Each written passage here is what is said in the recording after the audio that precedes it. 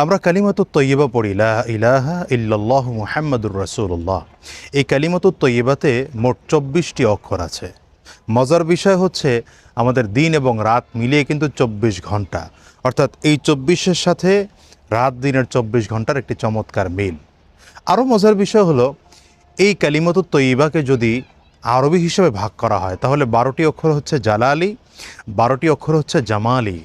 তো দিনের মধ্যেও ২৪ ঘন্টায় দেখবেন ১২ ঘন্টা দিন, ১২ ঘন্টা রাত, একটা চমৎকার মিল।